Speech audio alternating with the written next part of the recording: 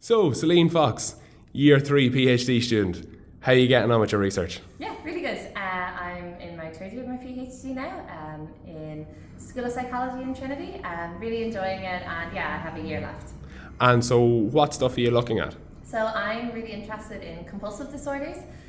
So you act compulsively when you feel a really strong urge to do something, and it's really difficult to resist that behaviour, and you have very little control over it. And when you're acting compulsive, you engage in these behaviours over a long period of time. That's not very adaptive, so typically in a very stereotyped or habitual way. A good example of that would probably be like compulsive hand washing. So someone who compulsively washes their hands would do it even when their hands are already clean, and they might have to do it 100 times repeatedly, and they have very little control over that. So yeah, it's not adaptive, and it typically leads to negative consequences. Okay. The reason why I'm interested in compulsivity is really because it's the most core and damaging feature of a lot of mental health disorders. So we see compulsivity in OCD, things like hand washing as I described, but also checking, counting behaviours. We also see it in substance use disorder, compulsive alcohol drinking and drug taking, behavioural addictions like gambling and gaming and shopping are all compulsive, but also it's ubiquitous really feature of eating disorders. You see compulsive eating and binge eating disorder, compulsive exercising, compulsive purging or vomiting in bulimia nervosa, and even compulsive restrictions in anorexia. So yeah, all of these disorders and compulsivity as a whole is really poorly understood. It's really difficult to treat, and it's associated with a really high cost, not only to the individuals who suffer from these disorders, but also at a societal level. So yeah, that's why I'm really interested in these disorders, not in any specific category, but as a concept overall across all of these disorders. Nice. So it's more so the trait as opposed to something specific like obsessive compulsive disorder. Yeah, thinking of it more, I suppose, in a transdiagnostic space, rather than and knowing that there's commonalities across people who have OCD and eating disorders and addictions. Okay. So in terms of methodologies, how do you interrogate compulsivity in across clinical populations? Yeah, so the traditional way, I suppose, of doing this kind of research is you do cross-sectional between groups studies. So you'll, at a single time point, you'll get a group of people who have OCD, and you'll get a group of people who are a comparison, say healthy controls, and then you compare those two groups, and then you look at the average differences. And if you see if there's a difference between OCD patients and healthy controls, then you infer from that oh, maybe this is the mechanism or something that's associated specifically with OCD.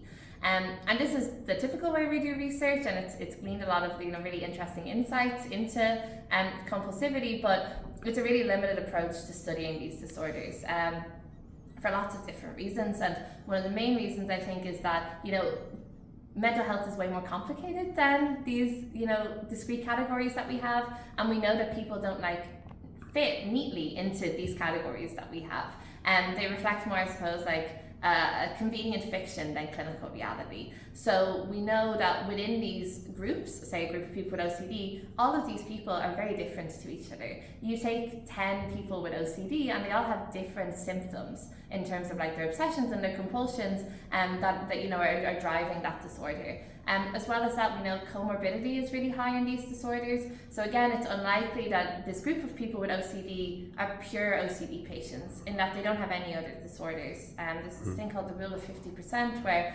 50% of people with one mental health disorder will meet the diagnostic criteria for another.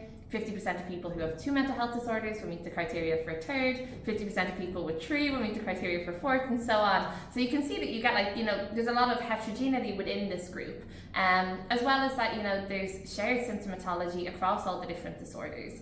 And the criteria that we have for whether or not someone meets that threshold is relatively arbitrary. There's lots of people who are sub-threshold. They have the symptoms of OCD, but just because they don't have maybe enough symptoms or they're not severe enough, they don't get the diagnosis of OCD. So again, it seems like it's a false dichotomy to think of someone as either being healthy or having OCD. So I'm very interested in moving away from that space and looking at each individual on their own. So we don't really have precision at the moment. If we take a person anywhere in the world, we can't predict for that specific person if they're going to develop mental illness, what's causing their mental illness, and what treatment's going to work for them. We really prescribe treatment based on a trial and error approach because of how people fit to the average. But we know that people are very unique in their experiences. So in terms of compulsivity, what I'm interested in doing with my methods is, rather than looking at these like group level differences at a single time point, I'm interested in taking one person and actually understanding and monitoring their experience on a day-to-day level repeatedly over time. And the idea behind that is that if you're doing that, you can get a better understanding on the nuance that's actually driving that person's experience. And to do that, we need a platform that's going to support that. So, it's not really feasible to get people to keep coming in and out of the lab every day to get them to complete our assessments and our tasks. So what I'm trying to do is, take the research that we're doing out of the lab and into people's phones. So phones are a very useful kind of research tool that's available to us because people are always on their mobile phone. People always have access to it. So what we can do is we can start to capture people's experiences in terms of their moods, their cognitions, and their behaviours in real time through their phone. It also reduces burden as well, because rather than getting people to come to us, they're doing the research in a very ecological, naturalistic setting that's more valid and akin to their real life experience. They're not biased in terms of the way that we ask questions in the lab. So, if we're interested in OCD, we might give someone a questionnaire and ask them, in the last 2 months, have you experienced this list of symptoms? But it's very difficult to retrospectively think back on all your experiences in the last months. As humans, we're very biased to things like saliency. So, what's the most important thing that we've experienced over the last couple of months? And, the way that we aggregate these things gives us an average of the experience rather than, capturing how these things fluctuate over time. So smartphones allow us to ask these people these questions multiple times a day, and we can actually then derive these models to predict what's driving someone's compulsive experiences for that individual. Okay, so you mentioned models. Can you elaborate more on what that means to the lay person like me? Sure, yeah. So basically what that means is that what we're going to do is we're going to get people to report on their experiences over time. So we have an app in the lab called Narika, so it's free to download. But within that app, I've developed a feature called Patternwise. And as part of Patternwise, people choose a behaviour that they want to monitor over a 6-week period. So again, the idea is that we can take any kind of behaviour that's affecting someone with a compulsive disorder. So say checking behaviours in OCD or eating in binge eating disorder. But people can track any behaviour that they like. They could track their nail biting, they could track their shopping behaviour, they could track gaming, they can track cleaning behaviours. Anything that they want, you can track in the app.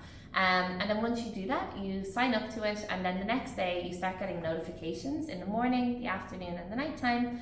And you just ask a few simple questions. You just ask, have you spent much time nail biting? Have you felt in control over your nail biting behavior? And we also ask about, stressful experiences that people have had in the last 2 hours, if they've been happy or sad or anxious or bored.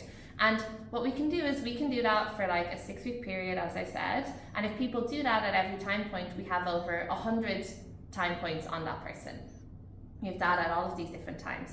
And the models that I'm interested in using are looking at, okay, if we're interested in seeing when someone loses control over their nail biting behavior, what is driving that at the prior time points? So for example, can we see that, if someone has high levels of anxiety or stress in the morning time, is that predictive of them losing control over nail biting in the afternoon, which leads to them reporting more nail biting behaviours in the evening time? And the best way to model that is to do it repeatedly over time, so we have more confidence that this is a consistent feature that's driving nail biting behaviour. And that's what I mean by modelling this. And what's really neat about this is that we can graphically represent it really nicely using this network space. So what we can do is each question that we're asking someone, we can capture that within a network, and then what we can do is we can link all of the other questionnaires in Patternwise to that behavior that we're interested in, and look at is it being driven by things like anxiety or stress, and graphically represent that for each person. So one of the big things I'm interested in is using this in a research space in terms of understanding like the mechanisms of compulsivity, but also seeing what clinical utility this has.